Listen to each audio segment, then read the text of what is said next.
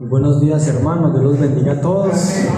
Nuevamente es un gozo, una alegría podernos reunir en esta hermosa mañana y, como decía nuestro hermano, poder abrir las escrituras, poder abrir la palabra de Dios, recibir el consejo de la palabra del Señor. Le invito a que rápidamente nos ubiquemos en el libro de Eclesiastés, donde hemos empezado, y buscamos en el capítulo 2. Sí, hoy vamos a hablar de lo que es la insatisfacción de los placeres de la vida, y es una gran mentira que el diablo le ha vendido al ser humano, de que la felicidad está en los placeres de este mundo. Y también como cristianos tenemos que entender eso, porque a veces podemos pensar que el mundo vive mejor que nosotros y nos equivocamos y nos engañamos. Eso le pasó al salmista Asaf, viendo la prosperidad de los impíos. Decían, viven mejor, no sufren, no se enferman, pasan bueno.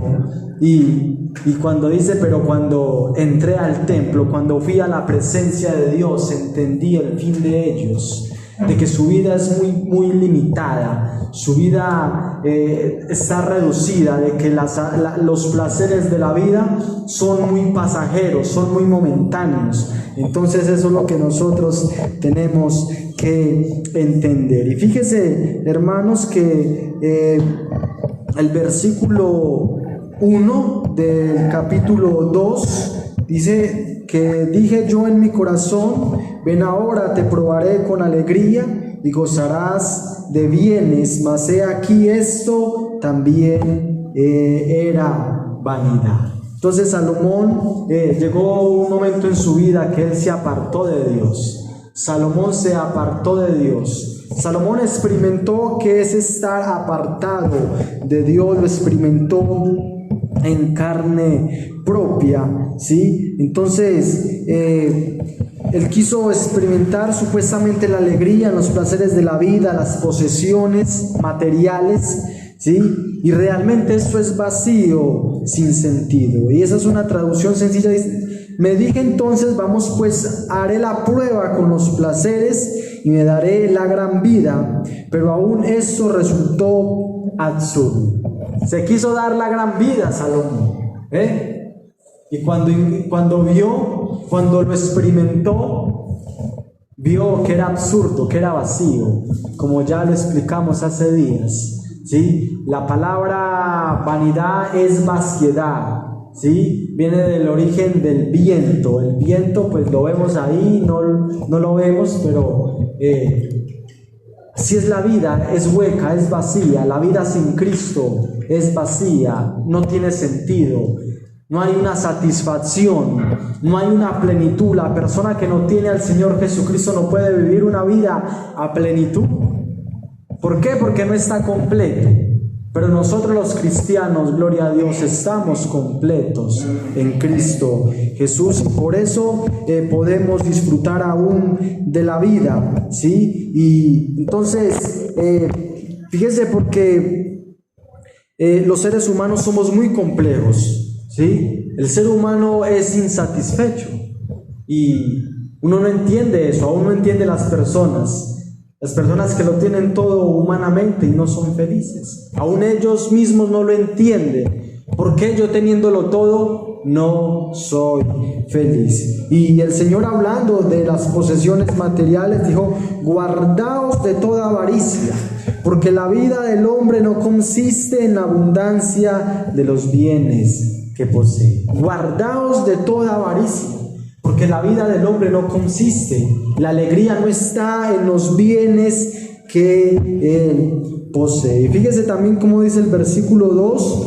dice Eclesiastés 2:2, a la risa dije enloqueces, y al placer de qué me sirve esto. Entonces él concluyó que las diversiones son una locura y que los placeres no sirven para nada, ¿sí? Las diversiones, la risa, ¿sí?, no sirven para nada, y debemos entender que las diversiones del mundo son muy pasajeras, muy momentáneas. Eso es lo que vemos en el mundo, ¿sí? ¿Cuántos pensaron que la fiesta de ayer iba a durar mucho? Su alegría está en la fiesta, pero ¿cuánto les duró? Unas horas, ¿sí? Un momentico, no más. Y hoy se levantan arrepentidos, ¿verdad? Lamentándose con los sin plata, ¿sí? Así son los placeres de la vida, muy momentáneos. Entonces, Salomón dice: concluí que las diversiones son una locura, no tienen sentido, los placeres de esta vida no sirven para nada. El versículo 3 también dice que propuse en mi corazón agasajar mi carne con vino y que anduviese mi corazón en sabiduría, con retención de la necedad, hasta ver cuál fuese el bien de los hijos de los hombres, el cual se ocupan debajo del cielo todos los días de su vida, ¿sí? Entonces, Salomón se puso en los zapatos de las personas que viven alejadas de Dios, ¿sí? Por eso me gusta mucho Eclesiastés, porque es el testimonio de Salomón, que él lo experimentó en carne propia. Y la traducción sencilla es: después de pensarlo bien, decidí alegrarme con el vino, y mientras seguía buscando sabiduría, me aferré a la insensatez. Así traté de experimentar la única felicidad que la mayoría de la gente encuentra, es su corto paso por este mundo. Decidió alegrarse con el vino, ¿ve? Con los licores de esta vida, ¿sí? Y en este tiempo pues era el vino lo que prevalecía. Hoy en día pues se ha modernizado, y dice que anduviese también mi corazón en sabiduría, en buscar la sabiduría, en aprender, ¿cierto? Y sabemos que la gente del mundo piensa que la felicidad está en el licor, ¿sí? Y quizás humanamente traiga un poco de alegría, pero también sabemos las consecuencias de la esclavitud del licor, ¿sí? El licor es como cualquier otro vicio, aún es un vicio peor, ¿sí? Porque, digámoslo, es un vicio que vale mucha plata, ¿sí? Pero no solo eso, sino el daño que se hace en las personas, ¿sí? Tengo un tío en Cali y él destruyó, lo que su páncreas es, que se destruye cuando toman mucho licor, ¿sí? El licor causa esclavitud. Aún uno los ve cuando caen tan bajos, ya comienzan a tomar el alcohol etílico y ya le revuelven frutiño, ¿sí? Qué tremendo, hermanos. ¿Hasta dónde puede llegar el ser humano pensando que la felicidad está ahí, ¿sí? En el licor, en los placeres de esta vida, ¿sí? Entonces, el licor causa esclavitud como cualquier otro vicio. Y fíjese cómo dice el versículo 4 y 6, hasta el 6: engrandecí mis obras, edifiqué para mí casas, planté para mí viñas, me hice huertos y jardines, y planté en ellos árboles de todo fruto, me hice estanques de aguas, para regar de ellos el bosque donde crecían los árboles. Se engrandeció sus obras, su palacio, su mansión, la engrandeció. Quizás los mejores arquitectos los contrató, los mejores ingenieros, los mejores trabajadores, los albañiles. ¿Para qué? Para que engrandeciese su casa, sus obras. Y no solo eso, sino que plantó viñas, cultivos completos de viñas, ¿sí? De uvas deliciosas, y se hizo de huertos de flores, de cosas bonitas, porque las flores en el jardín es algo muy bonito. Él quiso deleitar sus ojos con eso, ¿sí? Bienvenida, bien pueda, ¿sí? Y también dice que plantó árboles de todo fruto, y que también se hizo estanques de aguas, ¿sí? Y edificó bosques donde crecieron todos los árboles. También trate de encontrar el sentido de la vida edificando enormes mansiones. Él quiso entender o quiso encontrar el sentido de la vida en tener las grandes posesiones, ¿ven? Y nosotros como cristianos también podemos pensar de que cuando tengamos una casita más grande, cuando echemos el segundo piso o el tercer piso, ahí sí vamos a ser felices, ¿ven? Podemos pensar así muy humanamente, porque esto es algo muy humanamente, ¿ve? Y no es que eso sea malo, ¿ve? Y Dios lo permita que lo podamos tener, pero nosotros no podemos poner nuestra esperanza en una casa. Nuestra felicidad no puede estar puesta en una casa, no puede estar puesta en nuestro trabajo, ¿cierto? Aún la felicidad no puede estar puesto en una esposa o en un esposo, ¿eh? Porque todo es momentáneo, todo es pasajero, ¿sí? Ahora cantábamos, mi esperanza está ¿en qué? En Jesús. Amén. Nuestra esperanza debe estar puesta en Jesús, ¿sí? Entonces Salomón experimentó todo lo que Dios ha creado, ¿cierto? Experimentó los jardines, dice que hizo parques, llenó de toda clase de árboles frutales, ¿ve? ¿Cuánto les gustan las frutas? Amén, sí, frutas deliciosas, la manzana, el mango, sí, las fresas, el banano, la pera, el kiwi. Esa fruta es cara, ¿cierto? He escuchado que esa fruta es cara, sí, y también la sandía, deliciosas frutas, ¿verdad? Maravilloso lo que Él hizo, ¿verdad? Qué bueno que usted y yo podamos tener un jardín con nuestro propio huerto, ¿cierto? Su propio huerto, que usted vaya allá y coja sus tomates, su cebolla y le eche, ¿sí? Eso es maravilloso. Mi mamá ha sembrado tomates, ¿cierto? Y hemos comido tomates de la casa, de un matero, ya ha salido en un matero tomates, ¿sí? Y es agradable, y es, ahora usted tener varias cosas, varios frutos, es maravilloso, ¿cierto? Pero no puede estar nuestra esperanza aún en esto, porque usted lo puede plantar y usted puede decir, este es nuestro sustento, aquí nos vamos a alimentar.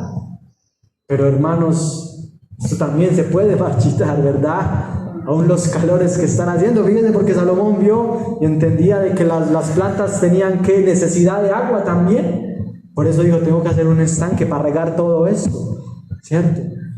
Sabemos de la necesidad del agua y por eso también tenemos que seguir orando, que el Señor siga enviando el agua, porque los cultivos necesitan del agua, ¿sí? Entonces, hermanos, las posesiones, hay que tener mucho cuidado con las posesiones, porque las posesiones no es que sean malas, y eso escribe Pablo a Timoteo, porque los que quieren enriquecerse caen en tentación y lazo y en muchas codicias necias y dañosas que hunden a los hombres en destrucción y perdición. La ambición del poder, del querer tener, dice que hunden a los hombres, ¿sí? Y los lleva a la destrucción y a la perdición. Entonces, hermanos, no podemos poner nuestra esperanza en las cosas de esta vida. Entonces, uno de los placeres de la vida es tener abundancia, ¿cierto? Gloria a Dios. Cuando podemos ver que la nevera está llena, ¿cierto? Y que en la casa no falta nada, gloria a Dios, ¿sí? Pero nosotros también tenemos que aprender a contentarnos con lo poco, ¿eh? Mientras usted y yo no aguantemos hambre, mientras haya arroz con huevo, gloria a Dios, ¿cierto? ¿Sí? Mientras haya algo para comer, hermanos. Somos bendecidos en esta región. Nos falta la comida, ¿sí? Siempre va a haber algo para comer, gloria al Señor, por su gracia y por su misericordia. Y del versículo 7 al 10, fíjese bien, versículo del 7 al 10, dice que compré siervos y siervas y tuve siervos nacidos en casa. También tuve posesiones grandes de vacas y de ovejas, más que todos los que fueron antes de mí en Jerusalén. Me amontoné también plata y oro y tesoros preciados de reyes y de provincias. Me hice de cantores y cantoras, de los deleites de los hijos de los hombres y de toda clase de instrumento de música, y fui engrandecido y aumentó más que todos los que fueron antes de mí en Jerusalén. A más de eso conservé conmigo mi sabiduría. No negué a mis ojos ninguna cosa que desearan, ni aparté ni aparté mi corazón de placer alguno, porque mi corazón gozó de todo mi trabajo, y esta fue mi parte de toda mi faena. ¿Ve? Me compré siervos y siervas, alquiló trabajadores, ¿ve? Y él era el patrón y él mandaba, ¿sí?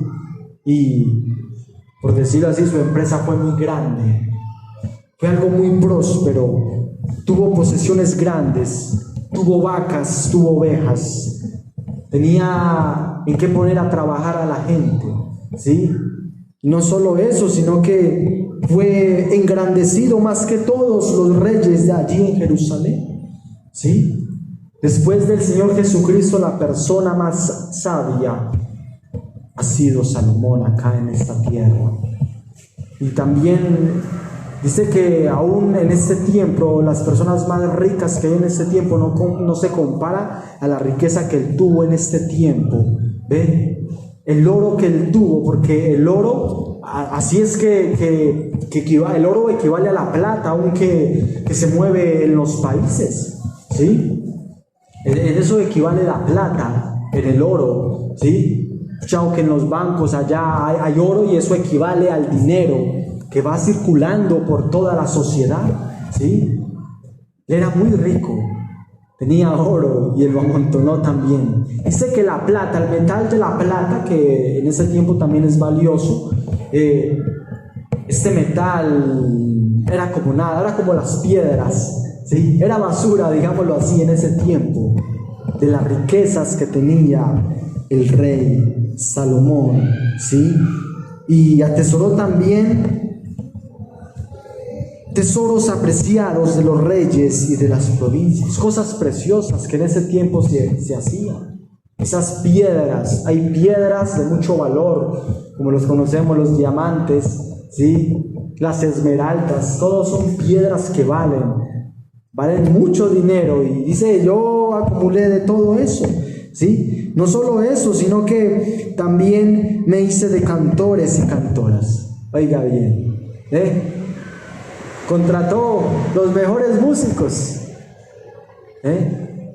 eso lo hemos visto por ahí, se ha escuchado cuando llegan las serenatas, ¿verdad?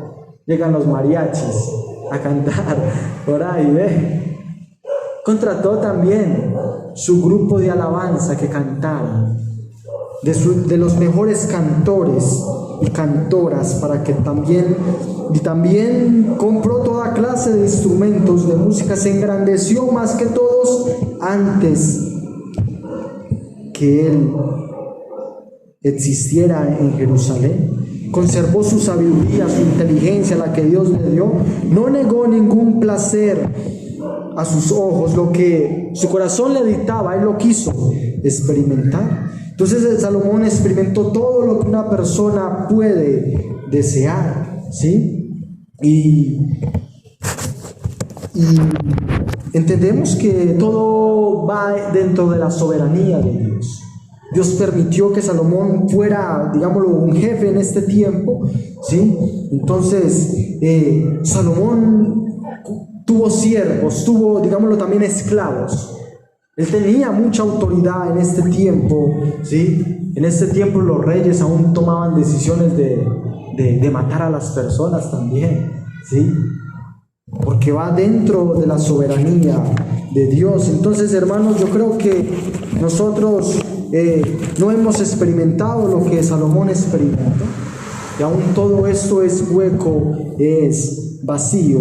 Este hombre no negó ninguno de los placeres de esta vida a sus ojos, y esta es la gran mentira que vive el mundo, que también viviendo una vida de libertinaje va a encontrar el verdadero sentido a la vida, Eso pasa mucho, hay mucha denominación que vive en un libertinaje, porque creen que ahí está la felicidad, ¿sí? Y no nos podemos equivocar, porque Juan 15 dice que si guardáis mis mandamientos, permanecéis en mi amor, así como yo he guardado los mandamientos de mi Padre y permanezco en su amor. Estas cosas he hablado para que en mí tengáis, para que mi gozo esté en vosotros y vuestro gozo sea cumplido. ¿A dónde está la verdadera felicidad?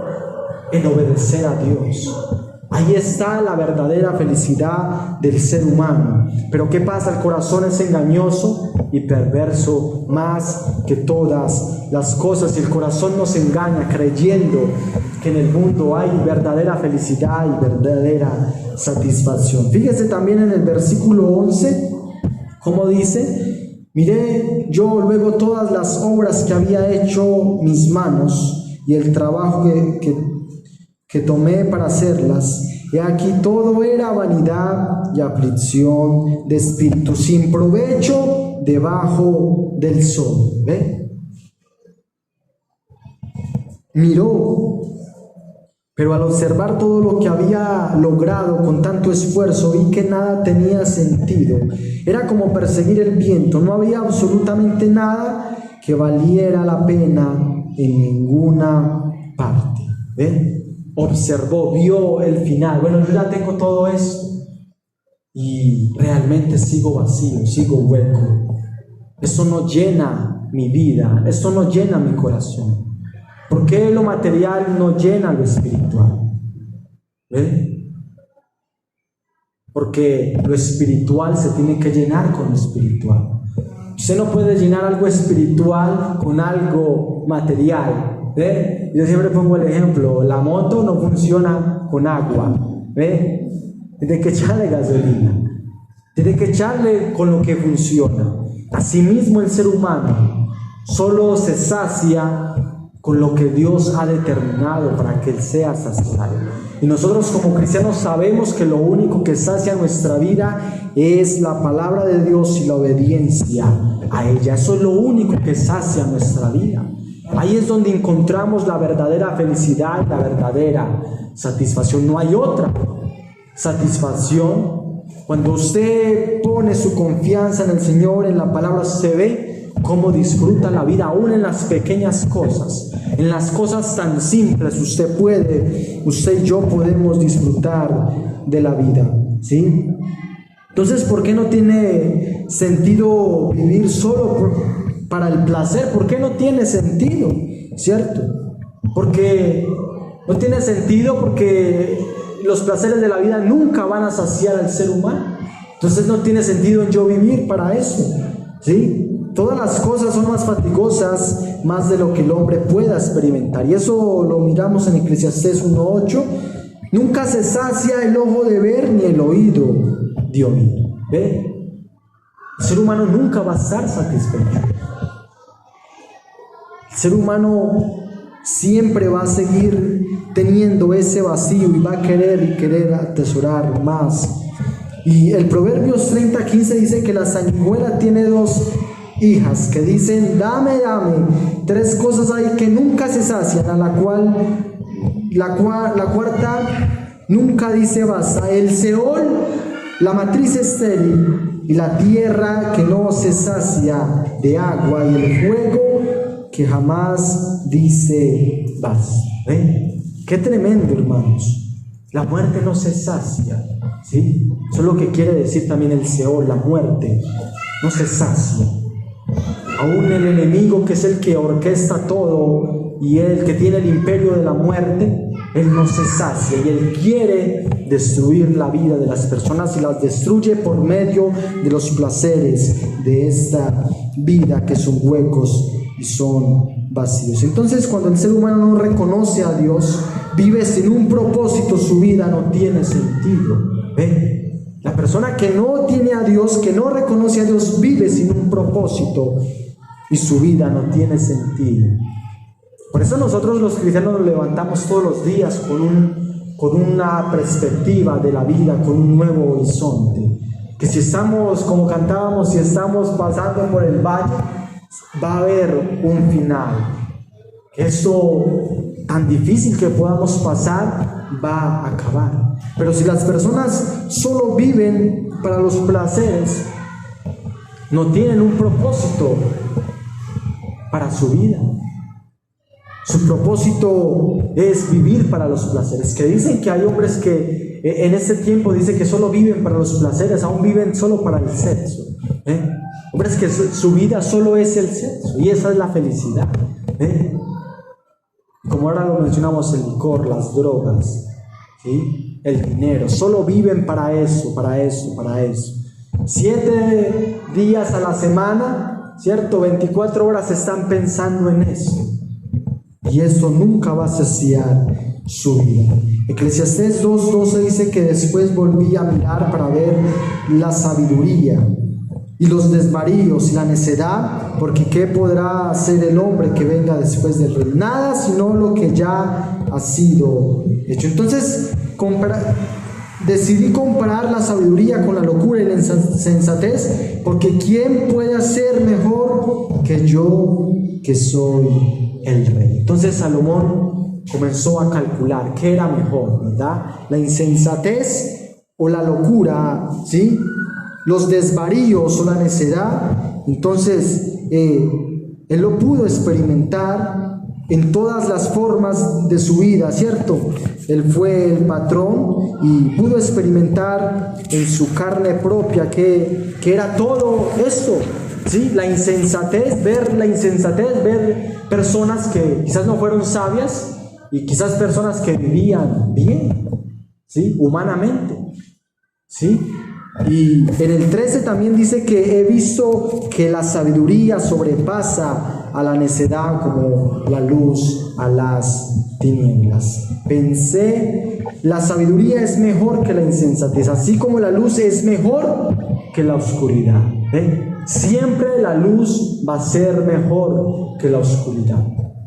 ¿Por qué? Porque la luz nos muestra, qué tremendo cuando se va la luz en la noche y todo queda oscuro, si usted no ve nada, ¿cierto? Es hasta peligroso también, ¿sí? Usted puede tropezar con algo y usted se puede hacer daño. Entonces, aunque la sabiduría humana es mejor que la ignorancia, siempre aún la sabiduría humana es hueca, es vacía, ¿sí? Personas muy estudiosas también viven vidas huecas, vacías. Quizás humanamente viven vidas muy rectas. Ellos mismos dicen, yo no necesito de Dios. ¿Por qué yo no necesito de Dios? Porque yo no mato, yo no robo, yo soy un ingeniero, yo trabajo, ¿ve? Mi vida, mi Dios es mi trabajo y yo no necesito de Dios, ¿ve? Humanamente los sabios piensan así, ¿eh? Y aunque no está mal estudiar, ¿cierto? Aunque el estudiar es mejor que la ignorancia y que la vagancia, ¿cierto? Es mejor ir a estudiar a que usted se pare en una esquina todo el día a hacer pereza y hacer vagancia, ¿cierto? Eso tampoco llena la vida del ser humano. La luz siempre va a sobrepasar la oscuridad. El Señor dijo que Él era la luz del mundo, y Él sobrepasó a las tinieblas, Él sobrepasó al enemigo, al rey de las tinieblas, a Satanás, ¿cierto? Hijitos, en 1 de Juan dice que hijitos, vosotros sois de Dios y lo habéis vencido, porque mayor es el que está en vosotros que el que está en el mundo. ¿Ve? Somos también de la luz. Nosotros como cristianos pertenecemos a la luz y la luz sobrepasa a las tinieblas. Fíjese también en el versículo 14, dice que el sabio tiene sus ojos en la cabeza, mas el necio anda en tinieblas. Pero también entendí yo que un mismo suceso acontecerá al uno como al otro. ¿Ve? Pues el sabio puede ver hacia dónde va, pero el necio camina en oscuridad. Esa es la idea del versículo, que el sabio sabe hacia dónde va. Sus ojos pueden ver aún el futuro, ¿sí? Pero el necio anda en oscuridad. Pero ¿de qué vale toda mi sabiduría? Nada de esto tiene sentido. También dijo Salomón que era vanidad, ¿sí? Entonces, aunque todo va a acabar para el ser humano en este mundo, el Señor también va a poner fin al sabio y al ignorante, al rico y al pobre. Hay un final también, ¿eh? Como muere el rico, va a morir el pobre, aunque el cajón del rico valga más, ¿cierto? El del pobre pues puede ser más barato, pero de igual manera van a estar bajo tierra, ¿ve? Y van a ir al cementerio, ¿sí? Esa es la vida y eso es lo que también concluyó Salomón, ¿sí? Entonces en el 16 también dice: porque ni del sabio ni del necio habrá memoria para siempre, pues en los días venideros ya todo será olvidado. También morirá el sabio como el necio. Por mucha plata que tenga un señor, luego va a pasar el tiempo y ya la gente no se va a acordar de ese señor. Ya se murió, ya dejó todo a sus hijos. Y el necio también, la persona ignorante también va a morir y también quizás la pueden olvidar, ¿cierto? Entonces, al sabio no se le reconoce más que al necio en los días futuros, ambos serán olvidados. Entonces debemos entender que como seres humanos somos muy transitorios en esta vida y algunos recuerdos van a quedar, ¿cierto? Y también esos recuerdos se van a olvidar, ¿sí? Y hay recuerdos buenos, pero hay recuerdos malos también.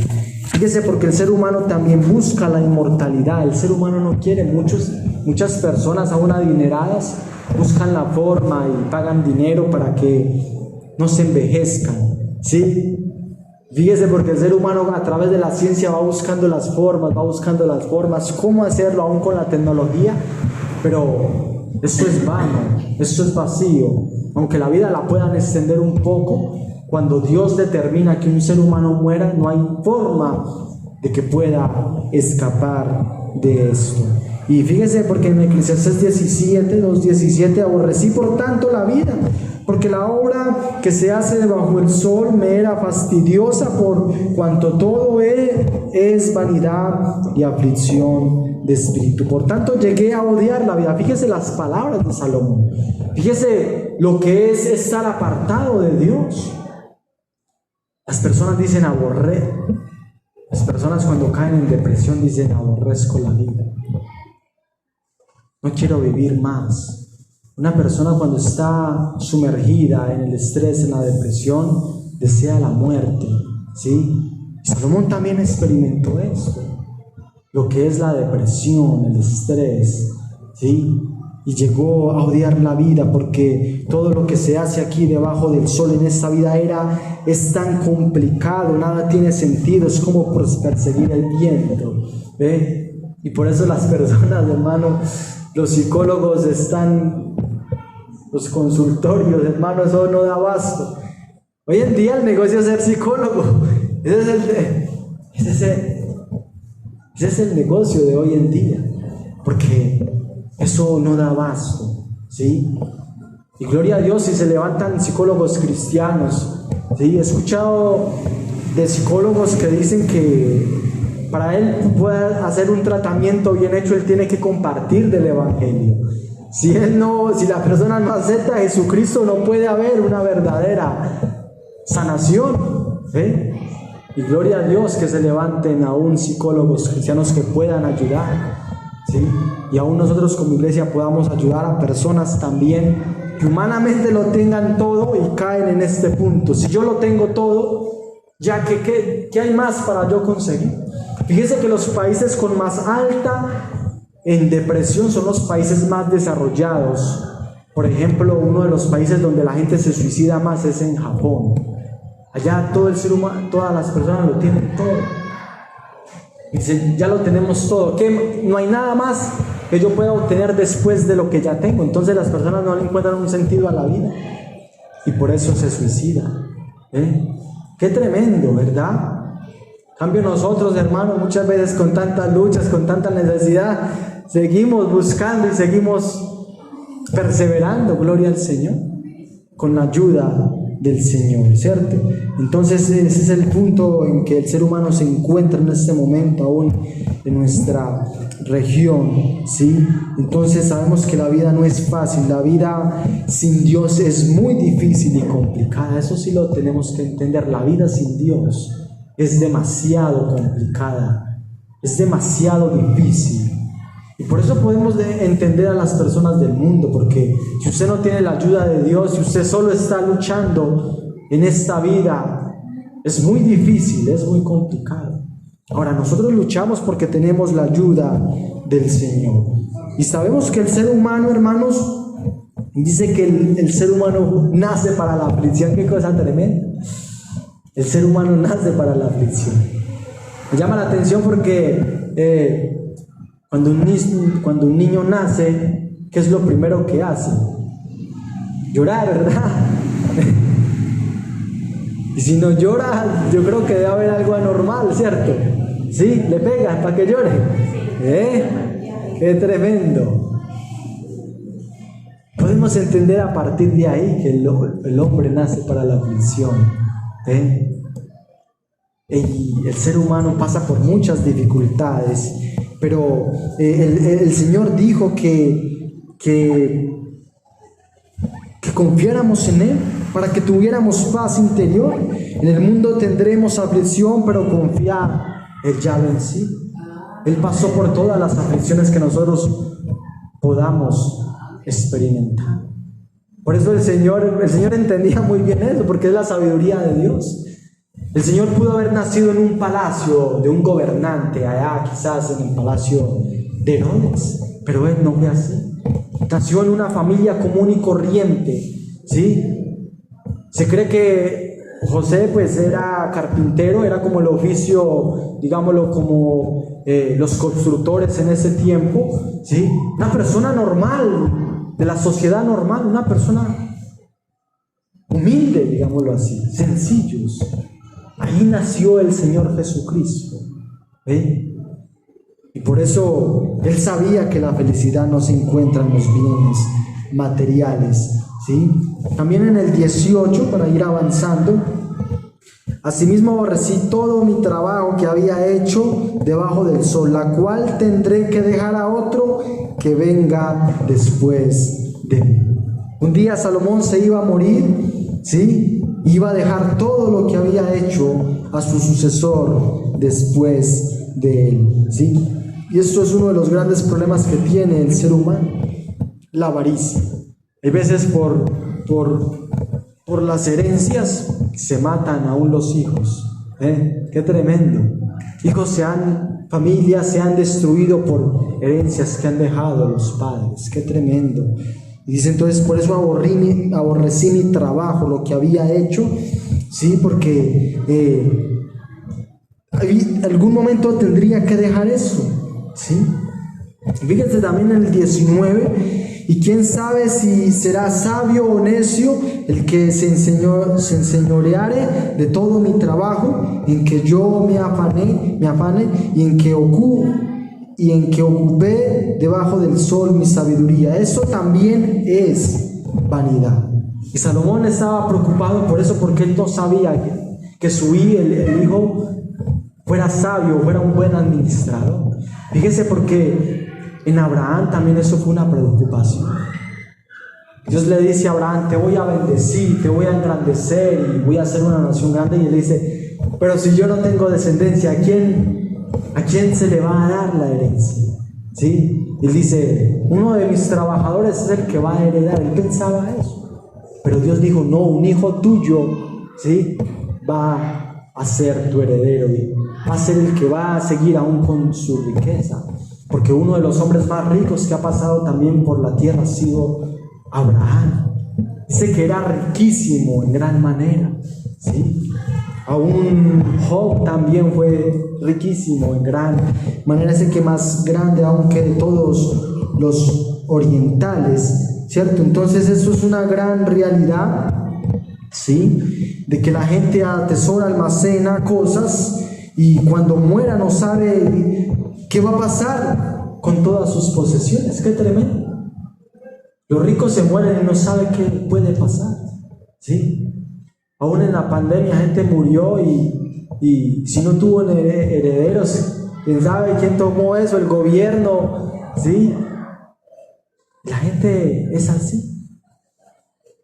La gente se preocupa a quién va a dejar lo que tanto tiempo ha atesorado. Y invito también que vayamos a Lucas, sin perder Eclesiastés un momento. Vayamos a Lucas.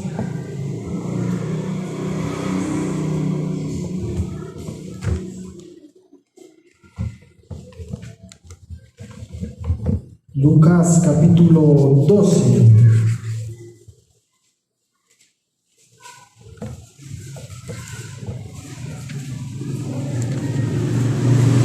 Lucas capítulo 12, versículo 13 en adelante. ¿Sí? Lucas 12, 13. Le dijo uno de la multitud: Maestro, di a mi hermano que parta conmigo la heredad. Mas él le dijo: Hombre, ¿quién me ha puesto sobre vosotros como juez o partidor? Y les dijo: Mirad, guardaos de toda avaricia, porque la vida del hombre no consiste en la abundancia de los bienes que posee. También le refirió una parábola diciendo: La heredad de un hombre rico había producido mucho, y pensando dentro de sí, diciendo: ¿Qué haré? Porque no tengo dónde guardar mis frutos. Y dijo: Esto haré: derribaré mis graneros y los edificaré mayores. Allí guardaré todos mis frutos y mis bienes, y diré a mi alma: Alma, muchos bienes tienes, guardados para muchos años. Repósate, come, bebe, regocíjate. Pero Dios le dijo: Necio, esta noche vienen a pedir tu alma, lo que has provisto, ¿de quién será? Así es el que hace para sí tesoro y no es rico para con Dios. Qué tremendo. Y se descargó el micrófono. Y el Señor habló esto porque la gente se preocupa y le dice: si usted atesora mucho y si Dios lo llama a su presencia esta noche, ¿de quién va a ser todo lo que posee? ¿Sí? Entonces, hermanos, nosotros tenemos que, como invita acá, así es el que hace tesoros para sí y no es rico para con Dios. Sabemos que nuestros tesoros tenemos que almacenarlos en el cielo. Por eso hacer las cosas para Dios, ¿cierto? Aún si Dios le permite a usted riquezas, que usted las pueda aún compartir. Ese es el propósito de las riquezas, que usted las pueda compartir aún con los que tienen necesidad. De nada vale una persona que tenga mucho dinero y lo atesora ahí en el banco, y muchas veces no sabe ni cuánta plata tiene porque está ahí atesorada, y la gente que realmente la necesita no se comparte con ella.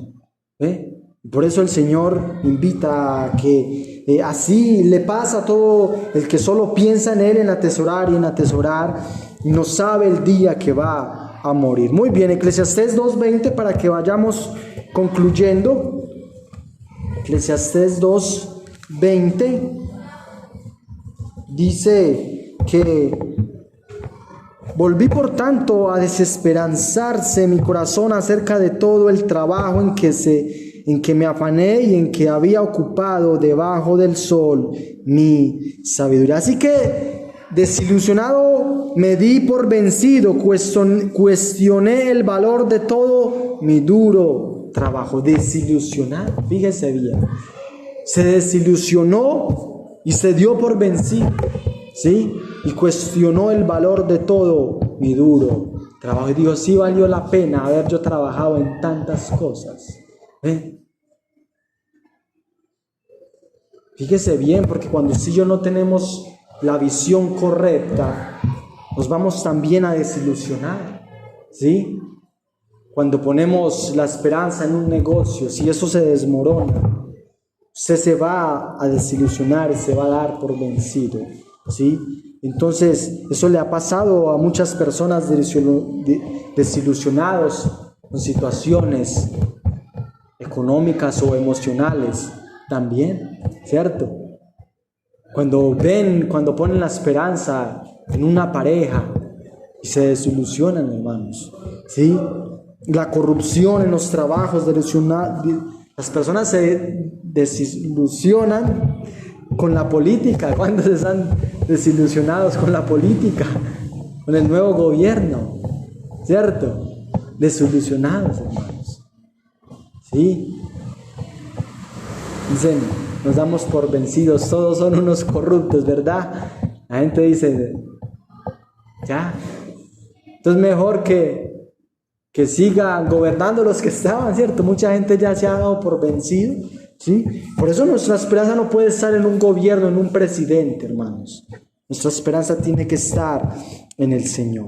Y en el 21, que el hombre trabaje con sabiduría y con ciencia y con rectitud y que haya de dar su hacienda a hombre que nunca trabajó en ello. También esto era vanidad y mal grande. Algunas personas trabajan con sabiduría, conocimiento, destreza, pero luego tienen que dejarle el fruto de su labor a alguien que no ha trabajado para conseguirlo. Esto tampoco tiene sentido, ¿verdad? No tiene sentido de que alguien trabaje y luego él se muera, y alguien que no se esforzó por nada, a él le toque su parte, ¿verdad? Salomón decía, esto no tiene sentido. Pero así pasa, ¿verdad? Y ha pasado. No sé si usted ha conocido casos de esos. Sí, lo hemos visto también. Hombres que se han matado día y noche trabajando para adquirir cosas, y luego viene por ahí un familiar, un sobrino o algo, y nunca trabajó, perezoso ahí, y le tocó todo. ¿Ve? Cosas de la vida, hermanos. Más adelante vamos a ver lo que es la injusticia de la vida, también vamos a ver, ¿sí? Por eso nuestra esperanza, hermano, no puede estar en esta tierra. Su esperanza tiene que estar en el cielo, donde todo es perfecto. Acá usted no puede poner su esperanza en nada de esta tierra. Su esperanza tiene que estar en el cielo, porque allá todo es perfecto, porque allá no hay corrupción, porque allá usted y yo tenemos una mansión, una morada, que nada la va a destruir, donde no hay ladrones que minen ni hurten. Qué tremendo, hermanos. ¿Sí?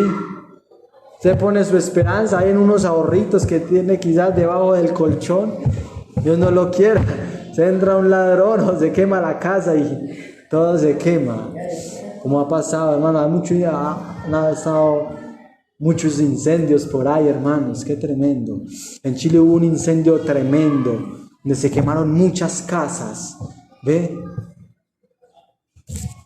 Creo que más o menos como 200 casas, hermanos, se quemaron. Y muchos hermanos sufrieron allí. Muchos hermanos perdieron su casa. Eso fue un incendio grande, hermanos. Eso pasó hace como 15 días. No sé si usted ve noticias y se dio cuenta de esto. Estuvimos orando también por allá. Hay hermanos de nosotros también. Allá en Chile hay muchos hermanos. Quizás se les quemó la casa también. Qué triste, ¿verdad? Sí. Pero por eso no podemos poner la mira, no podemos poner la esperanza en las cosas materiales, ¿sí? Entonces,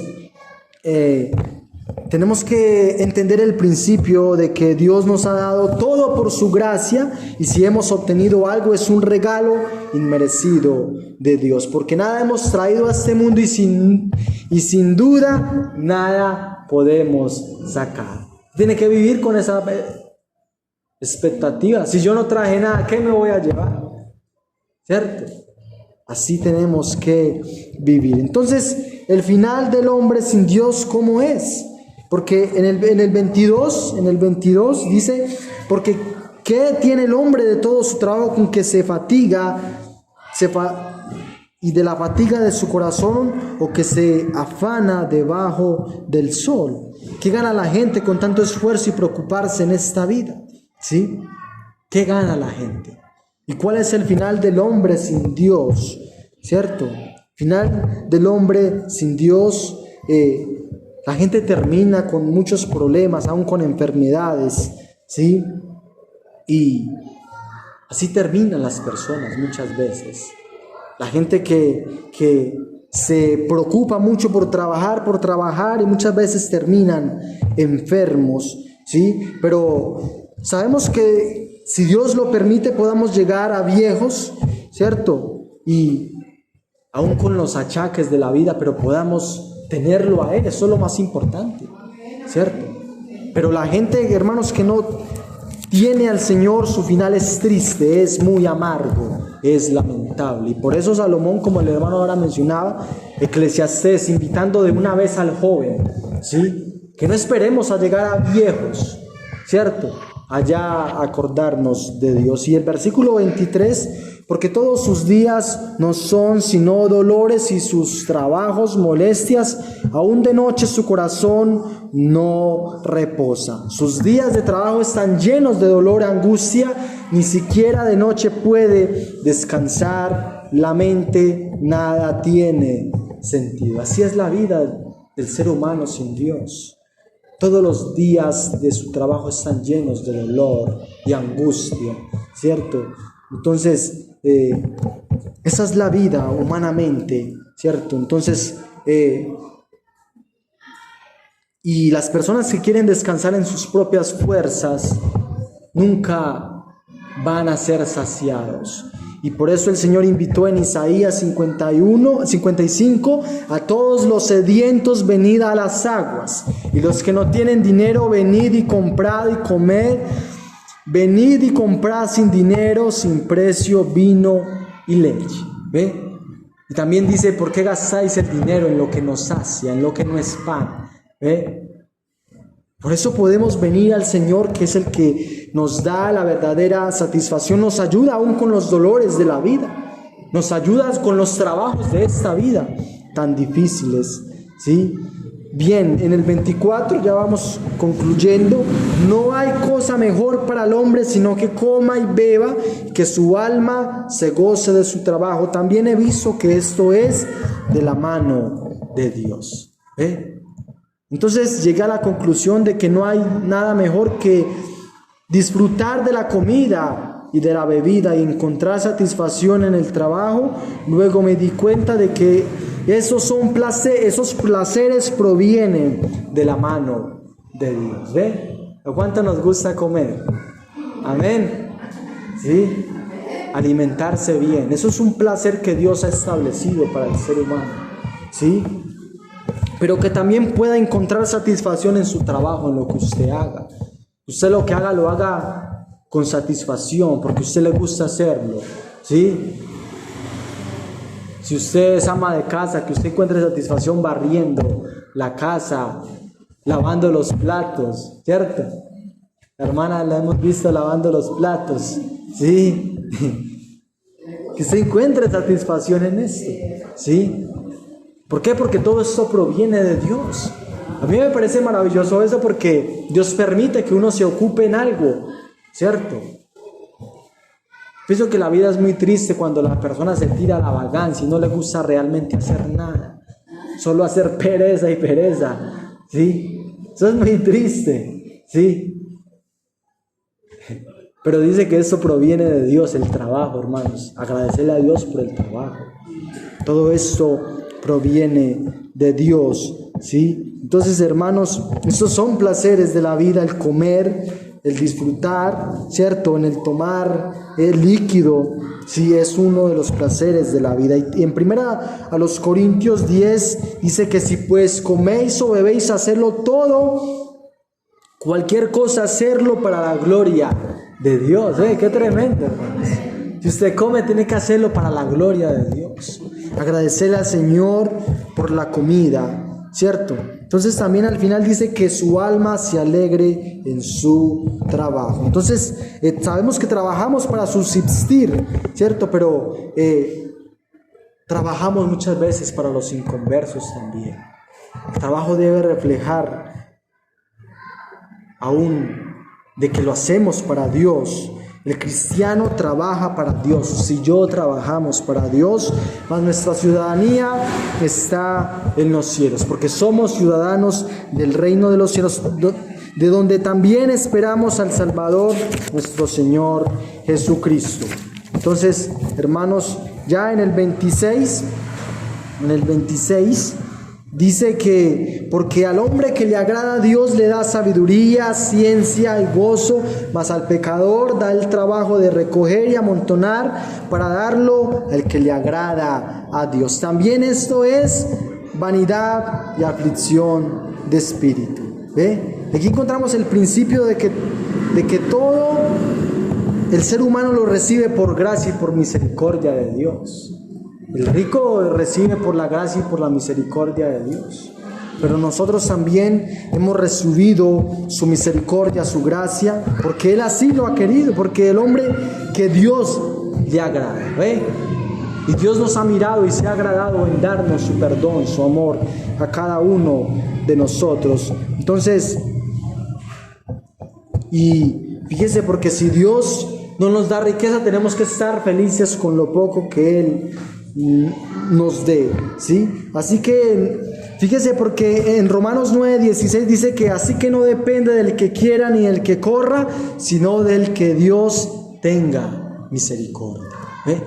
No depende del que quiera ni del que corra, sino del que Dios tenga misericordia, ¿sí? Porque al hombre que Dios le agrada le da sabiduría, ciencia y gozo. Porque Jehová es el que da la sabiduría y de su boca viene el conocimiento y la inteligencia. Dios es el que da eso, hermanos. Dios da la sabiduría, la ciencia y el gozo. Él da muchas formas en que podamos disfrutar de la vida. Dios es la fuente de la sabiduría y del conocimiento. Eso lo sabemos por Colosenses 2:2, ¿cierto? Dice que en Dios están escondidos todos los tesoros de la sabiduría. Y por eso, hermanos, tenemos que pedirle la sabiduría a Dios, porque Él es la fuente de la sabiduría. Pero qué tremendo, porque también dice que más al pecador da el trabajo de recoger y amontonar para darlo al que le agrada a Dios. También esto es vanidad y aflicción de espíritu. Dios también quizás nos pueda dar riquezas.